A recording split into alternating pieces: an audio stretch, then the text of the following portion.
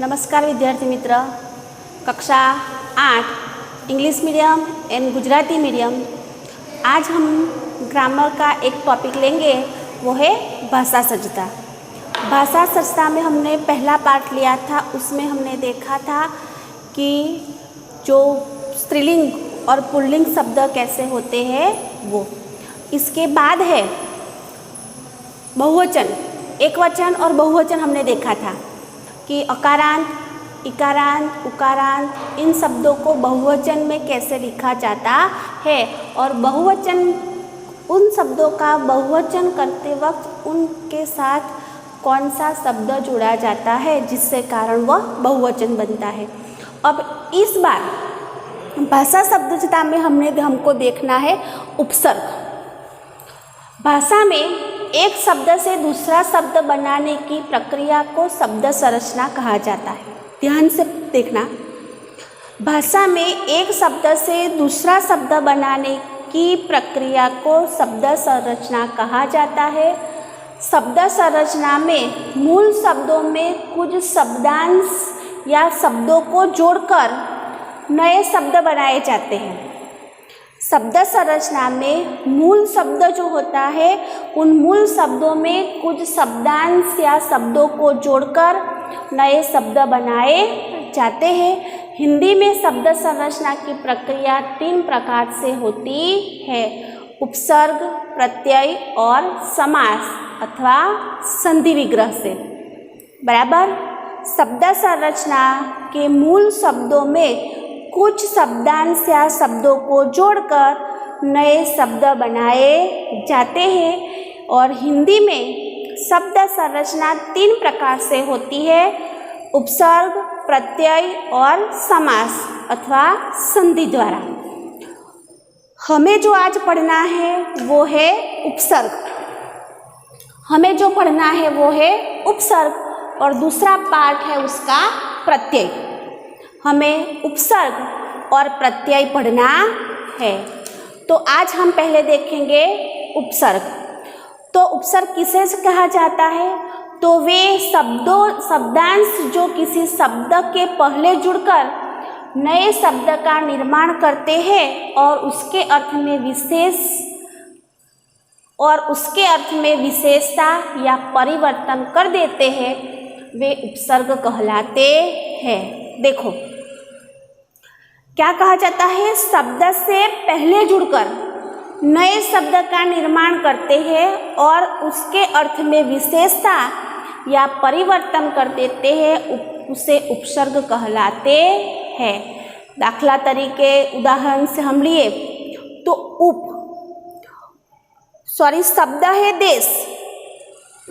शब्द है देश और उसके आगे उप लगाया गया है। उसके आगे क्या लगाया गया? उप। तो हो गया उपदेश। उसी तरह स्व है, देश है, तो देश के आगे लगाया गया स्व, तो शब्द बने स्वदेश।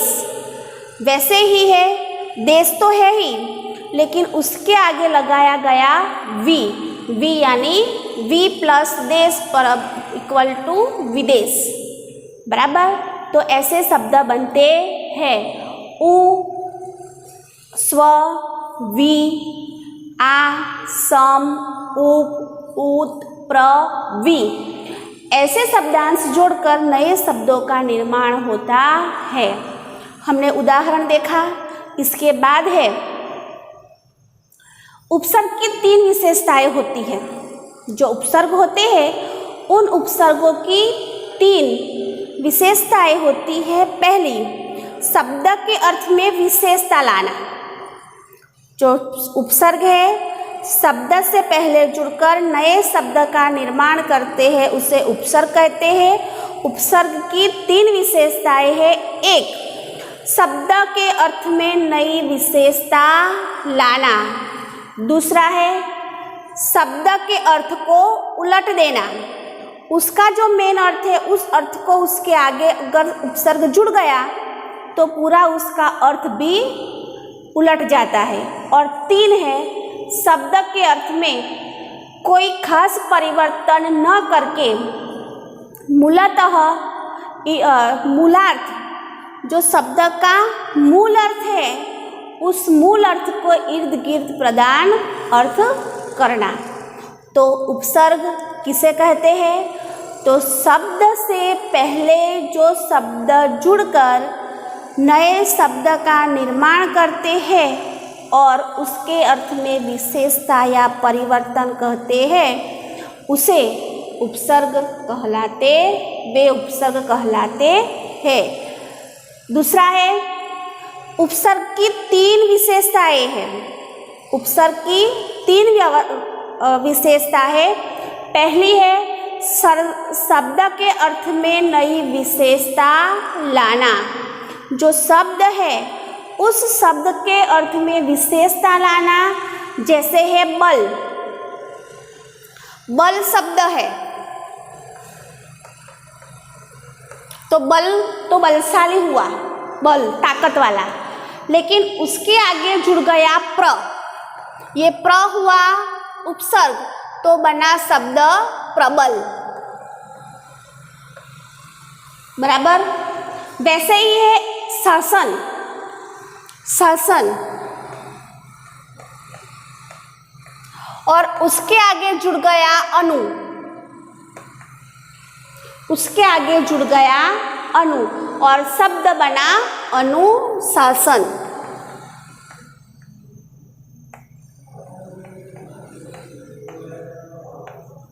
शब्द बने अनुशासन। तो इनमें आपने देखा होगा कि बल है, लेकिन कितने उपसर्ग ऐसे होते हैं कि वो शब्द के आगे जुड़कर शब्द में शब्द की क्या बताते हैं? विशेषता। तो ये प्रबल, शासन, लेकिन उसके आगे अनु जुड़ा है तो शब्द बना अनुशासन, यानी शब्द में के अर्थ में विशेषता लाया है। दूसरा है, दूसरी विशेषता है शब्द के अर्थ को ही उलट देना। शब्द का मूल अर्थ है उस मूल अर्थ को ही उलट देना, जैसे है धर्म। देखो, मूल अर्थ शब्द है धर्म। अब धर्म है, उसके आगे उपसर्ग जुड़ता है अ। बहुत सारे ऐसे उपसर्ग हैं जो शब्दों के आगे जुड़ने से उसका अर्थ भी उलट देते हैं। जैसे ये है धर्म, मूल शब्द है धर्म और इस धर्म के आगे जुड़ा हुआ है अ। अ है वो उपसर्ग है, पूरा शब्द बना अधर्म।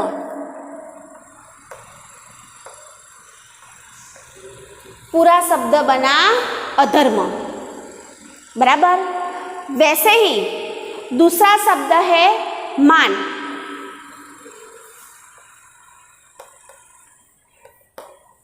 मान है, मान यानी हमें सम्मान, इज्जत हमारी करना, वो होता है। अगर इसके आगे उपसर्ग जुड़ता है, कौन सा जुड़ता है? अप। अप शब्द जुड़ा, अप प्लस मान बराबर अपमान। उपसर्ग की दूसरी विशेषता मूल शब्द के अर्थ को उलट देना हुआ कि शब्द है धर्म, उसके शब्द के आगे अ उपसर्ग जुड़ने से हो गया अधर्म, तो मूल शब्द का अर्थ हो गया अधर्म। वैसे ही दूसरा है शब्द है मान, अब उसको उपसर्ग मिला, पूरा शब्द बना अपमान।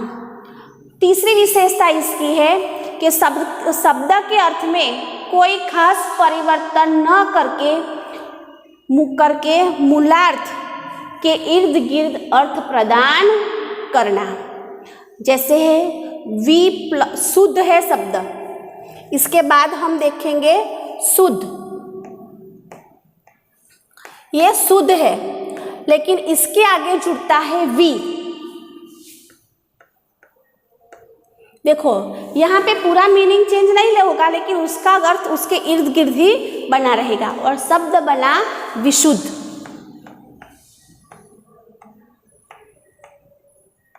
शब्द बना विशुद्ध। वैसे ही दूसरा शब्द है भ्रमण। भ्रमण करना यानी भ्रमण यानी घूमना। भ्रमण यानी घूमना। यहाँ पे है भ्रमण, उस पे लगा परि और शब्द बना परिभ्रमण,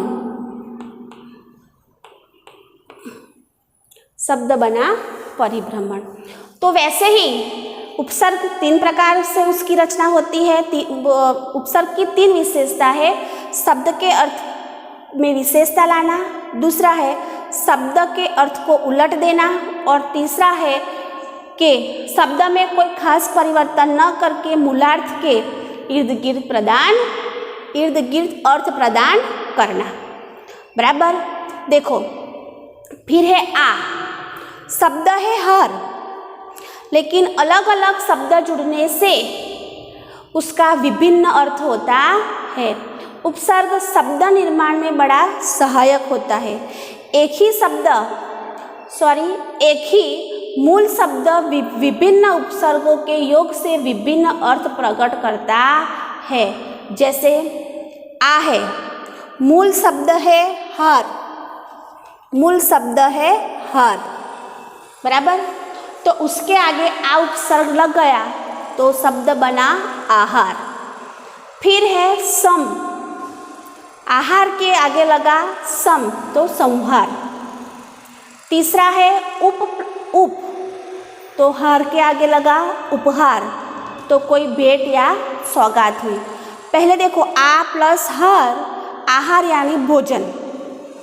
विभिन्न उपसर्ग लगने से विभिन्न उसके अर्थ भी होते हैं। शब्द भले ही एक ही रहा हो, लेकिन उसके आगे अगर अलग अलग उपसर्ग जुड़ने से उस शब्द का अलग अलग अर्थ होता है, विभिन्न अर्थ उसके होते हैं। जैसे आ प्लस हार, आहार यानी भोजन, समवत्ताहार प्लस संहार यानी नाश करना। तीसरा है उप प्लस हार, उपहार यानी भेंट सौगात। उत्वत्ताहार उद्धार यानी मुक्ति मोक्ष।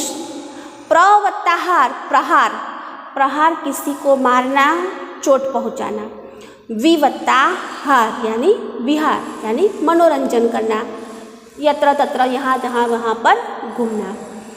तो हिंदी भाषा में उपसर्ग संस्कृत में भी होते हैं, फारसी, उर्दू सभी भाषाओं में होते हैं, और इन प्रमुख उपसर्ग उनके अर्थ एवं उनके बने शब्द दिए जा रहे हैं। देखो कि संस्कृत है, हमको पढ़ना है हिंदी, तो हमारे हिंदी में जो उपसर्ग है वो ये है। पहला है अ का अर्थ होगा कहीं नहीं, अ का अर्थ होगा कहीं नहीं अथवा निषेध के रूप में उसका उपयोग होगा। जैसे अज्ञान, अगम, अमर, अछूत, अचूक, अचेत, अभाव, अमर। बराबर। दूसरा है अन यानी नहीं अथवा अभाव अथवा निषेध। इन तीन अर्थों में इसका उपयोग होता है। जैसे अनपढ़, अनहोनी, अनजान, अनमोल। फिर है क यानी बुरा अथवा बुरी, कपूत, बुरा अथवा बुरी, कपूत, कुचाल, कुपात्र, ऐसे उसके उदाहरण हैं। बाद में है नी, वो भी अभाव अथवा नहीं के रूप में, जैसे निकम्मा, निडर, निठल्ला, निहत्था। फिर है पर उपसर्ग है, उसका अर्थ होता है पराया, दूसरी पीढ़ी का। परदेश, परलोक, परदादा, परपोता, ऐसे उसके शब्द बनते हैं। फिर है स यानी सहित, अच्छा, सपूत, सपरिवार, सुविचार, सकाम, ऐसे शब्द बनते हैं। फिर है अध का अर्थ होता है आधा, अधपका, अधमरा, अधजला, अधखिला। फिर है दू का अर्थ होता है बुरा अथवा दोगुना, इसके शब्द है दुखद, दुबला, दुगुना। बिना अथवा निषेध, बिन बात, बिन ब्याह, बिन मांगे, बिन कहे। फिर है भर, पूरा अथवा ठीक, उसके शब्द है भरपेट, भरमार, भरचूक, भरपूर और भरचक। फिर है चौ, तो चार उसका मीनिंग होगा चौराहा, चौमासा, चौकोर, चौपाई, बराबर। फिर हम देखेंगे इसके किस और भी मीनिंग होते हैं, जैसे है, देखो आप, शब्द एक ही है, मैंने पहले अभी समझाया, गुण शब्द है, देखो यहाँ पर, लेकिन अलग अलग शब्द उसके साथ जुड़ने से उसके मीनिंग अलग अलग होंगे। दुर्गुण, फिर है सगुण, बाद में निर्गुण,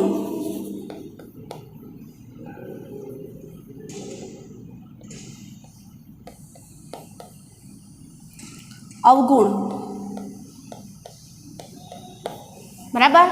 शब्द एक ही है, लेकिन उसके आगे जुड़ने से उस शब्द का अलग अलग अर्थ होता है, विभिन्न अर्थ होते हैं। देखिए, प्रयोग, वि प्लस वियोग,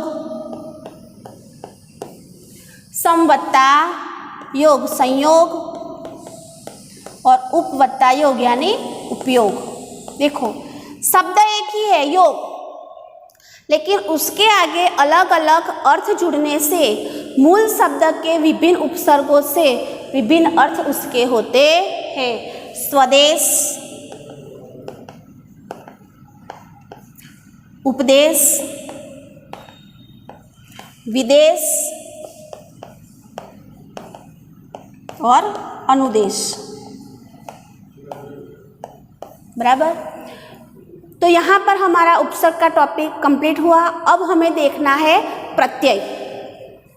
अब हमें देखना है प्रत्यय। तो प्रत्यय किसे कहते हैं? तो ऐसे शब्दांश जो शब्दों के अंत में जुड़कर नए शब्दों का निर्माण करते हैं उसे प्रत्यय कहा जाता है। जैसे है चल प्लस ता तो चलता, बाद में है चल प्लस ता चलता, खा प्लस ता खाता, सुन प्लस कर सुनकर, बाद में है पढ़ प्लस आई पढ़ाई, खेल औना खिलौना, शब्द बना खिलौना, बाद में है गाड़ी प्लस वाला गाड़ी वाला,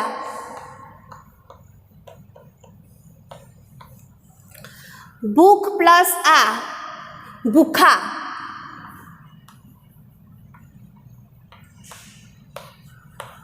बाद में है लड़का प्लस पन लड़कपन, इंसान प्लस इयत इंसान प्लस इयत इंसानियत,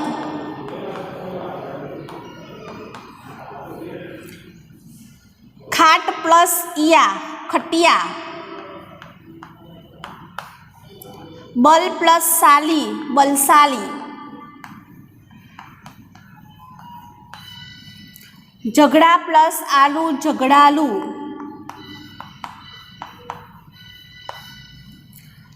बाबू प्लस आइन बबुआइन,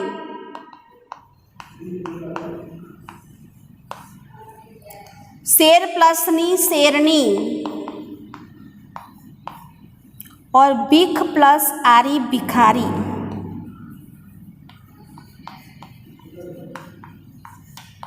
तो विद्यार्थी मित्र, आपका पेज नंबर 5 से 7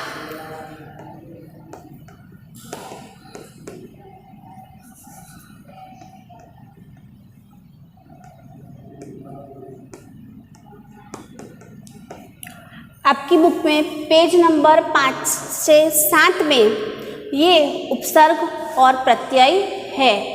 तो आप लोग इसका अध्ययन करना और अच्छे से लिखना। देखो, लड़ प्लस आई लड़ाई, चाचा प्लस ई चाची, दया प्लस आई दयालु, लड़क वत्ता का लड़का, चाचा वत्ता एरा यानी चचेरा और दया वरसवानु दया प्लस वान दयालु। तो ऐसे शब्दों जो शब्दांश के अंत में जुड़कर नए शब्दों का निर्माण करते हैं, मूल शब्द है लेकिन उसके बाद में जुड़ने से एक नए ही शब्दों का निर्माण होता है, उसे प्रत्यय कहा जाता है। तो इस लेक्चर में हमने प्रत्यय और उपसर्ग की चर्चा की थी, तो आप लोग अच्छे से समझना और याद रखना। Thank you.